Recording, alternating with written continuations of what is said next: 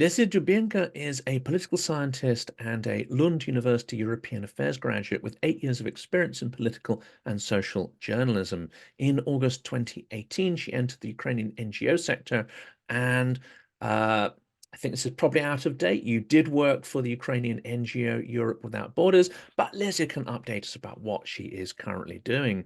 Welcome to Silicon Curtain. Please like and subscribe and definitely add a comment, especially to this video. Hopefully, the more contentious you find it, the better it will perform, because today we're going to be talking about an extraordinary article that came out, penned by Serhiy Radchenko and Samuel Chernomyrdin, that appeared in Foreign Policy, and it is about the negotiations that took place near the start of the war between Russia and Ukraine on the territory of third parties to try and end the war. And they have a particular positioning, which we are going to break down and discuss in this conversation. Lesia is no stranger to the channel, and I'm delighted to welcome her back for the third time to Silicon Curtain.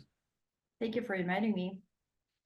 Well, let's first off get your impression of this article, because it's been out for a couple of weeks now. And Charip has a history of writing, if we're going to be charitable about it, articles with a very, I would say, Kremlin focused point of view, or a Moscow lens, as it's sometimes called. What was your impression when you first saw this article and started to dive into it? To be honest, I didn't dive into it because I don't read any rubbish written by Samuel Chernomyrdin, and it's the way it is. And I'm not gonna be like, I'm not gonna be humble about it, because I think that Samuel knows how I feel about him. And to be honest, it's justified, because this man has been authoring pro-Kremlin kind of narratives for many, many years now. And perhaps back in the day that appealed to somebody and made sense. I'm sure that like it still appeals to many people. But the point is that he is basically parroting everything that Russia wants, because he views everything as part of this 5D chess game, and like very Putin-like approach to foreign policy, right? Henry Kissinger kind of approach to foreign policy, and I think that this is completely obsolete. And but it's difficult to kind of push back against his narratives, because, like you said, foreign policy published it. Why does foreign policy publish his articles is a mystery to me, because we all remember that fantastic piece by him. I don't remember who he co-authored it with, but it was "The West's weapons won't make any difference to Ukraine." Well, Samuel, guess what? And it's like this is what puzzles me, because okay, he has an agenda, we all get it, everyone hates him in Ukraine, it's true. The moment somebody hears about Samuel Chernomyrdin, they go like, no, thanks.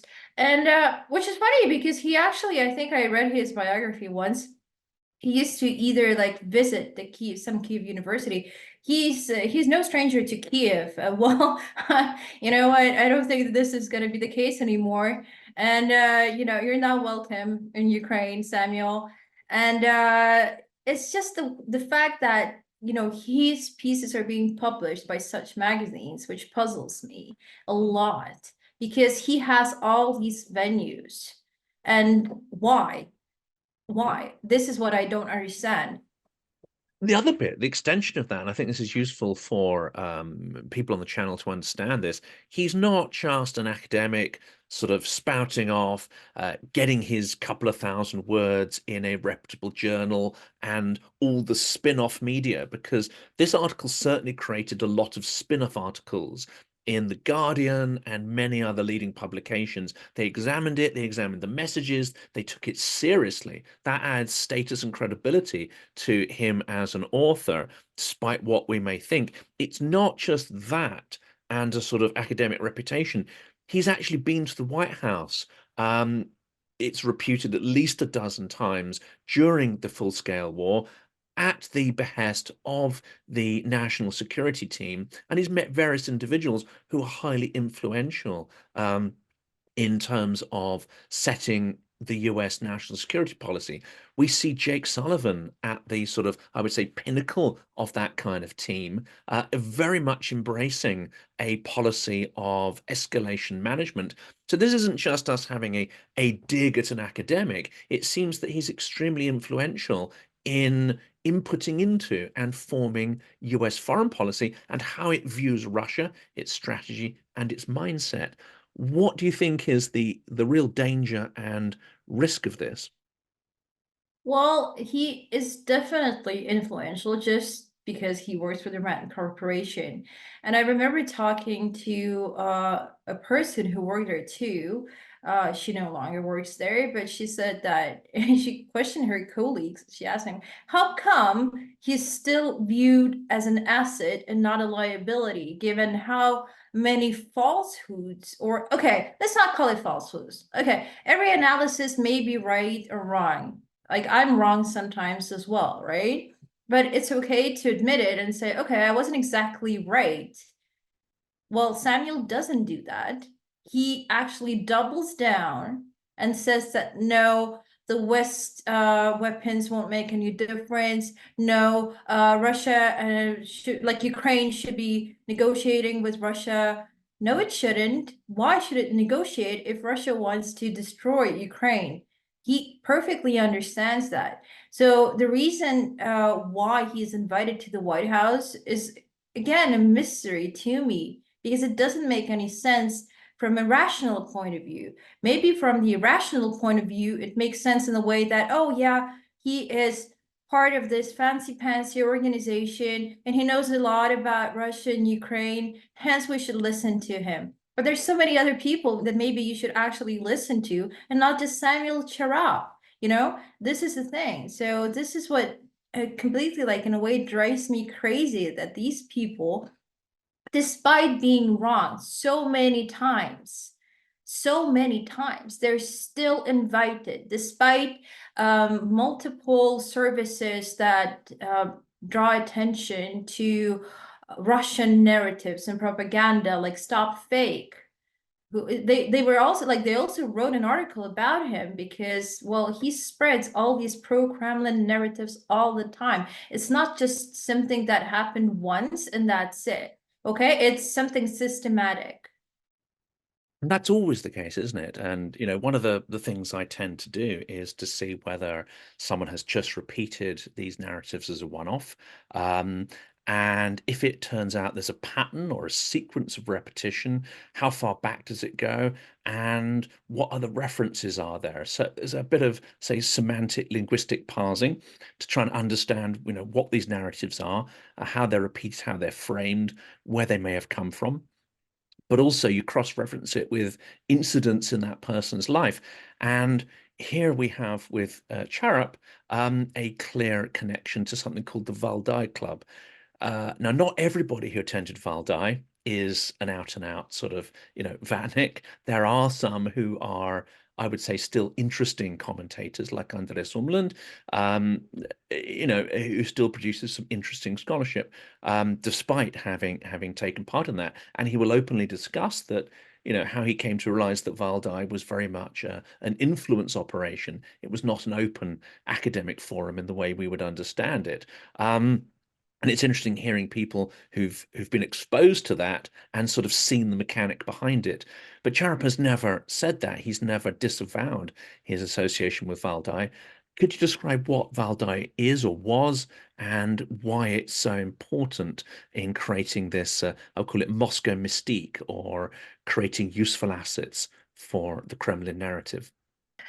Well, the Velvet Club is, pretty infamous because it's basically a club that's promoted or advertised as this scientific get-together where all these renowned journalists, well, not maybe not journalists so much, I'm not so sure, but representatives of academia, Western academia, like Sharap, like Wertheimer, my other fanboy, and there's so many of them who are part of this club, and it's basically they talk about foreign policy, they talk about all these like important things. They discuss Russia's role worldwide and so on. And I'm not sure that it's active at the moment. I haven't checked, but I know for sure that Schwab is like part of it.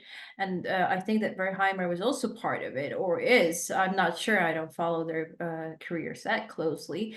But there are many people who are part of it, and they basically come around and they pretend as if this club is actually scientific, whereas it's just like, propaganda about how great Russia is and how everyone should respect it, but nobody does. And that's the biggest mistake in their lives, that, it's all about respecting Russia. It's like nobody does. So, because nobody does, they have to press the nuclear button.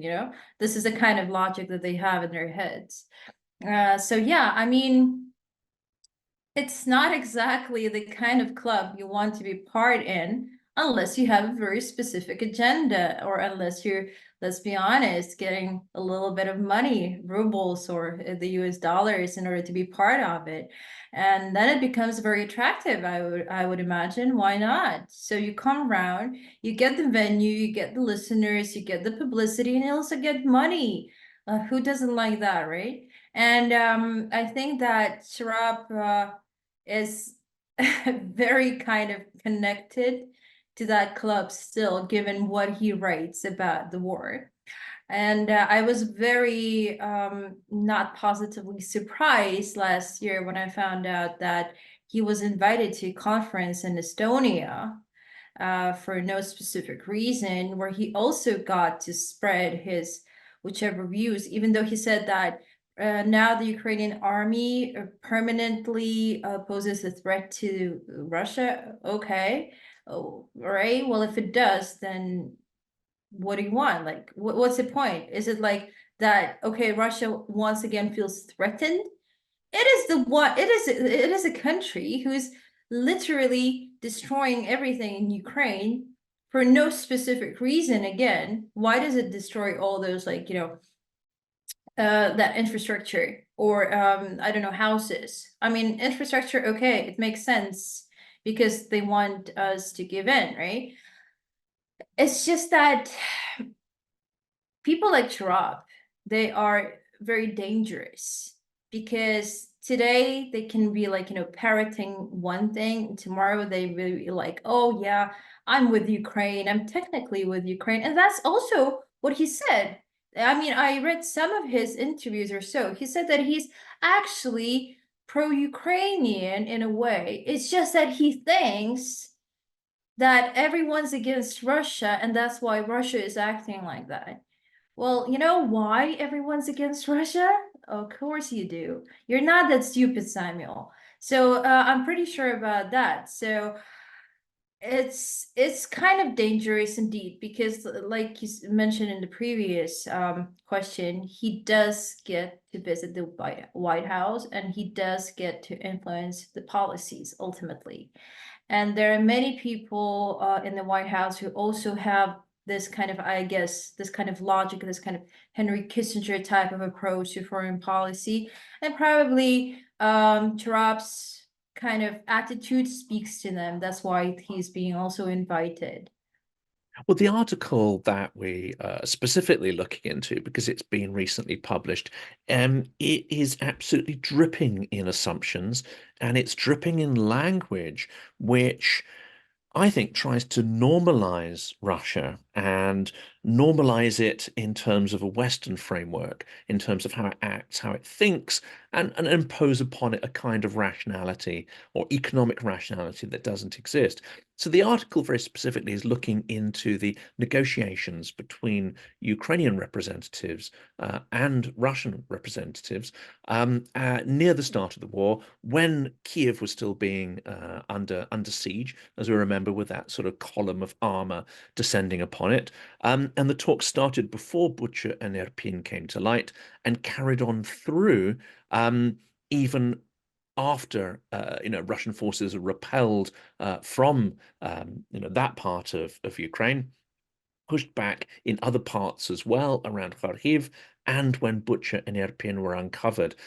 And I think anyone who observed the news at that point would have realized just how grotesque and brutal and intentional that violence was from Russia. This is not the acts of a country looking, I would say, for a peaceful outcome.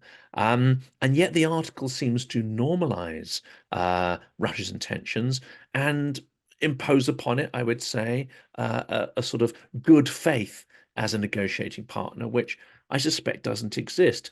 What's your feeling, however, about this whole idea of these negotiations somehow being viable? Well, the answer takes place every day, right? You just look at how many people are being killed every day for no reason, and we're talking about civilians foremost, right? I'm not talking about the military losses and so on. Russia just randomly sends missiles. Of course, Sharap doesn't include that information in his article, I'm pretty sure, even though I don't read the rubbish he writes. But, I'm like 100% sure that he doesn't have a passage that says something about, oh, yeah, but Russia actually makes it pretty clear that it wants to destroy Ukraine, that it wants to subjugate Ukraine, that it wants to kill as many civilians as possible who don't agree with the Ruski Mir, right? I don't expect anything from Samuel, I'm afraid. So, I honestly, I'm also interested who Serhiy Radchenko is, because this is the first time I hear about him. Is he also what I call a vatnalist? Because I coined this term. A vatnalist is basically the best of the both worlds, right? It's you're a vatnik and you're also an analyst, and then you like merge it together and you get a vatnalist.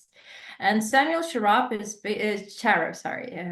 Charab is basically perfect in this respect. He is so great because he is deep inside a pure Vatnik, but he also pretends to be an analyst. And I think that ultimately, again, I just want to emphasize that he poses a huge threat because again, he wrote this in the Foreign Policy magazine, right? Why Foreign Policy magazine allows him to write that is a mystery, but probably he's well connected, right? He knows the journalists, he knows the editors, he just sends them a piece and they're like, oh yeah, especially since I'm not like 100% sure that they actually pay for this. So like, free articles is always great. It doesn't matter who from. If it's Samuel, then it's especially great. He's part of Run Corporation, right? So why not? The point I'm trying to make here is, again, there is absolutely no need to comment on what Samuel suggests in his articles because his articles shouldn't be read. This is the thing. His articles shouldn't be shared. He is like basically repeated offender or something. He's like that. So, and I don't think that it's something that needs to be discussed in terms of content because there is no content. You know his agenda. His agenda is to whitewash Russia as much as possible, right? To make it look like they were forced to do it in a way that NATO's expansion or whichever other terms they like to use, this gang of analysts. NATO expansion is among them. Well, it's not like NATO expands like, in a way that it says you, Lithuania, you're joining now. This is not how they operate. And those two know that perfectly well too. They're not stupid. But when it comes to your career, if your career is built on such notions, then it's kind of difficult, right? To just say that, no, I was wrong all the time, because I also know that Samuel is the author of that book, Everyone Loses, or something like that. It's available on Amazon. Again, I'm not recommending that you buy it.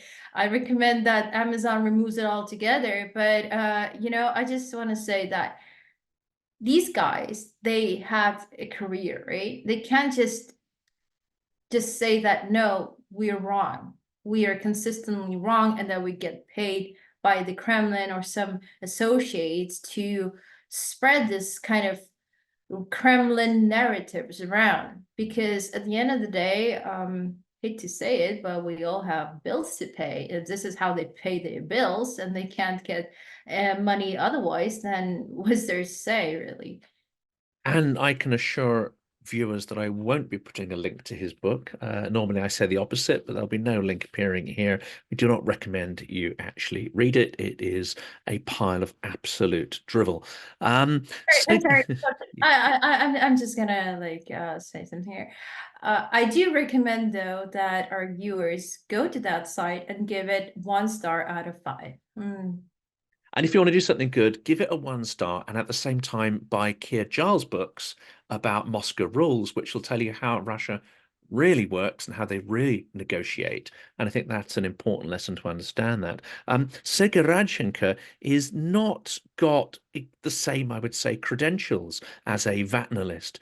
And indeed, some of his output, journalistic output, is somewhat more, I would say, embraceable. Early in 2022, he wrote in The Spectator that Russia needed to be humiliated, that it needs to lose its imperial war in order to reform and change. So he's produced some interesting stuff. And it really begs the question as to why he would write this piece with Charup. So on the surface, my first impression was, okay, you've got one guy who I distrust deeply, another one who doesn't seem to be quite so problematic. Well, maybe there's something in it. Then you read the article in detail, and the framing in it is beyond appalling, I have to say. And it doesn't offer a number of alternative hypotheses. It seems to position the idea that Moscow is negotiating in good faith. It positions the idea that Putin is ready and willing to accept all sorts of, I would say, compromises to end the war. No evidence on the ground, as you say. And to accept all sorts of things like humanitarian corridors, etc., which there was already evidence that they'd violated every attempt to set those up. For instance, in Mariupol and in other circumstances. I think Mariupol's later, but we know from experience that the violation of the Minsk Accords and the violation of any kind of humanitarian corridors, there's clear cases of that. And of course, the infamous incident where a huge number of Ukrainian soldiers were slaughtered based on a Russian assurance of a safe green corridor. But none of that history, none of that actuality of Russia's behavior is actually gone through in or referenced at all. However, it does position Moscow as if one, it's a credible negotiating partner, and two, that they genuinely would accept certain conditions. One of those conditions is complete Ukrainian neutrality. And in the article, this is pushed as if it's a great idea. In your view, however, what would it mean for Ukraine to be not aligned with any other military power? What's the implication for Ukraine if that were to happen? They would just continue the war. There is no way out, right? We could I'm pretty sure that if we were to accept those terms, they would just continue the war and that's it. They would just break those agreements the next day, perhaps within an hour, because that's how Russia operates, right? It's just how Russia operates. If you have a goal and you stated pretty explicitly that I want to destroy you, what peace accords are we talking about? It doesn't matter, neutrality, non-neutrality, something else. If you are if your goal is that, there is absolutely nothing that will work. It doesn't matter. And all of that rubbish that they wrote, I'm not even sure that they are the authors of this article, because I can tell you a story. And I've heard this from a person who knows Chirap personally, right? And because I've been talking about him with many people, and one person told me that back in 2007 or 2008, he met him at some event, and he said, like, congratulations, Samuel, on your whichever piece that you authored. And he was like, yeah, thanks, blah, blah, blah. And then that person kept asking him about this piece. And he confessed, saying that he didn't author it. He didn't even co-author it. He just asked his name to be put on it. So this is the quality we're talking about when it comes to Samuel. So who's the real author of this article may remain unknown. It might not even have been like, I'm not sure that they authored it together. Maybe it's some dude in the Kremlin like authored it and said that like, Samuel, we're paying you 10K for you to put your name on it. What, it doesn't happen? It happens all the time.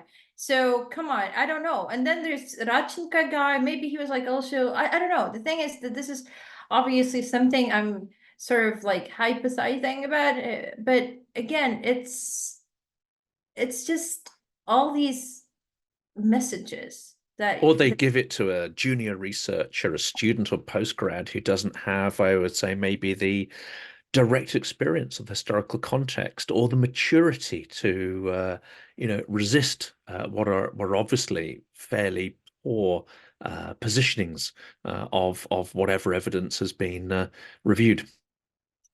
Well, I guess maybe. Let's hope that this is that, right? And not some dude in the Kremlin who authored this. But if Samuel has such an attitude to life that he just asks somebody to put his name just because he wanted it for whatever vanity reasons, because I don't do such things.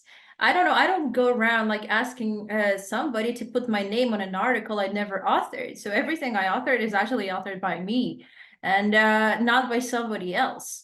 So, but if Samuel has this kind of attitude to life, then I don't know who the real author of those articles actually are, So this is something that maybe he will address at some point because he'll be very angry, having found out that people told me a lot about the way he operates. And yeah, but again, Samuel and many is just an example, right? There's so many other people who operate the same way, and they're being listened to, and they're being invited to major venues, not necessarily in Europe, but perhaps in Asia. Yeah, I know that actually, John Mersheimer, right? His name is. So he was invited to a venue in Asia not that long ago. I know for a fact because I was told that he was there. And he was just like sitting there spreading whichever agenda, and we know his agenda. It's pretty much the same as Chirap's, and maybe even worse because Chirap is more, let's say, subtle. And but people like these, they do get invited to major events, and this shouldn't be the case. They should be ostracized because they've told too many lies again and again and again and again. And it's not something that is difficult to prove, You can just take articles and then just read them and then say, this is a lie, this is a lie, this is a lie, this is a lie. So how come you're still being invited to whichever events, to the White House? Foreign policy publishes you. I don't know, some other reputable media outlets publish you. Why? Why? There's no one else? There's like no other voices? I mean, come on, there's so many young people around the world who are much more well versed than Samuel.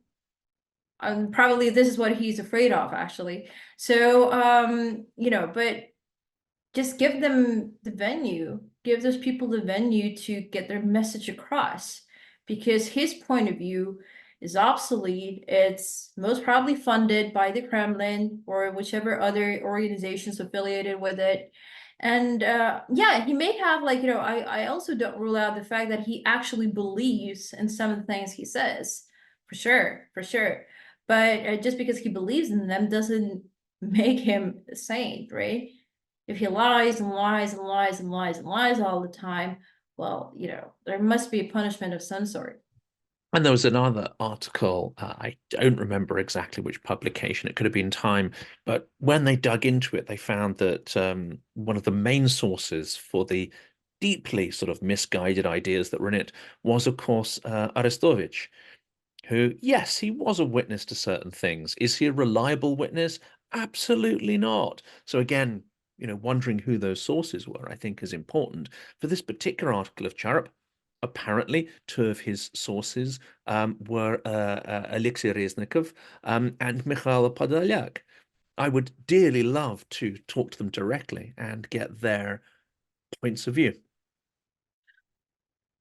If I find out that Alexei Reznikov and Mikhail Podolyak talk to Samuel Chernomyrdin, I would directly raid to Zelensky's office and ask what the hell is going on, because I'm also well connected. It's not just Samuel who's well connected around the world, and I'll just ask them because I'm very curious. Since these are his sources, like okay, somebody actually talked to Samuel.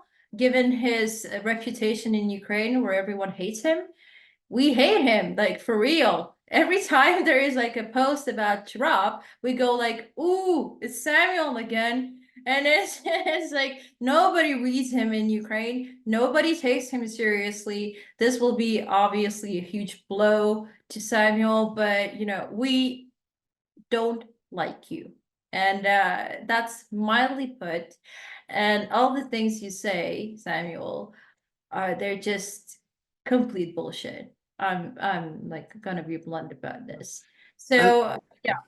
there's another mechanic here which I think is deeply worrying, and that is that when these narratives, which are deeply flawed, enter the mainstream, there are a lot of journalists who will read these. I mean, a lot of journalists will be reading foreign policy.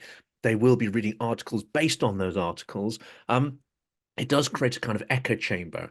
So even if journalists are sort of trying to either not ignore it, but question it and be objective, it shifts the whole center of gravity of the debate towards something which is patently untrue. It also normalizes Russia. And I think anyone who doesn't come to this with a preconceived, conceptualized view of things, or ascribes to some particular view of the world based on foreign policy theory, will look at Russia's actions and find them unnormalizable. Now, you look at them and they are deeply fascistic. They are psychotic in many ways. And it's just appalling, uncivilized, and brutal and barbaric. I mean, there's no other word really that can describe it. So therefore, the process of normalizing it or attempting to normalize it or create an environment where that can be normalized is, I think, extremely dangerous. And in our previous conversations, we've looked at some of the BBC coverage, we've looked at some other coverage in mainstream media, and you can see that this process of normalization, they may not repeat word for word, the narratives of Charip and others, but they do fall into that trap of normalizing what is an extremely abnormal situation. Well, I think that's part of the greater discussion, right? How Western media in general, I don't know, like the standards, it's about the standards. Objectivity, so-called objectivity, when you definitely know that one party is lying consistently and that one party is the aggressor, what sort of objectivity are you trying to impose here? It's just silly, right? It's just silly. It's like talking to, I don't know, that serial killer Ted Bundy and the victim. It's like, let's hear that Ted Bundy said. No, what Ted Bundy said is irrelevant. It's not somebody you should be quoting, especially when it comes to an article on murders. Like serial murders. I don't know, serial killers. So this is extremely bizarre, in my opinion. It's extremely bizarre, especially since we do see how the media treats the Gaza-Israel war differently. They always kind of appeal to Hamas. Hamas said, Hamas this, Hamas this. Hamas is not a very good source of objective information. It's not somebody I would trust, with all my heart. So, but they do also do that, and they do have a preference for Hamas, actually, which is funny, right? And I really don't know what to say here. So, I mean, it's strange to say the least. So they appeal to standards, but what are those standards when you you can't just use rules without context. So rules also, like, they are impacted by context. And if you don't take the context into account, then what sort of person are you? Even like from a professional point of view, you know that what you're writing isn't exactly true either, right? So why are you doing this? You can't just say, okay, all right, you can at least say claim, the word claim, and not said, or according to Russian Ministry of Defense, or according to Dmitry Peskov. You actually listen to what Dmitry Peskov says. I don't listen to him. I mean, I only listen to him for fun if I want to, because occasionally he comes up with some kind of strange things which are funny. But otherwise, I don't, refer to him as a source of information. And you do? What's your problem? Like it's like, seriously, what's the standard in your head if you actually refer to a dude who is the spokesman of Vladimir Putin? And who's Vladimir Putin? A deranged dictator who actually had how long did that monologue last of Tucker Carlson's interview? It was like at least 2 hours, wasn't it? I didn't watch the Yeah. whole thing.